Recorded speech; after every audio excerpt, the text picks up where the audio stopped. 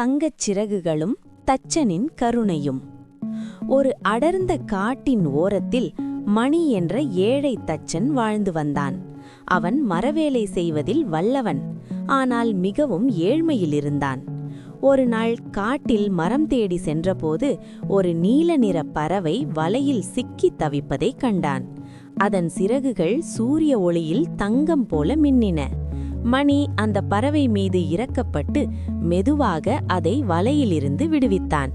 பறவை மகிழ்ச்சியில் பாடியது, "உன் கருணைக்கு நன்றி மனிதா. நான் ஒரு சாதாரண பறவை அல்ல, இந்த வனத்தின் தேவதை. உனக்கு என்ன உதவி வேண்டும்?" என்று கேட்டது.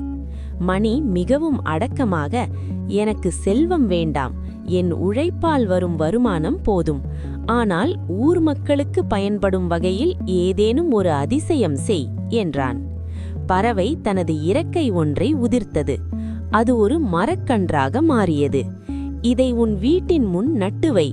இதற்கு நீ ஊற்றும் தண்ணீர் அன்பாக இருந்தால் இது உனக்கு தேவையான நல்ல விஷயங்களை கொடுக்கும்" என்று கூறி பறந்தது.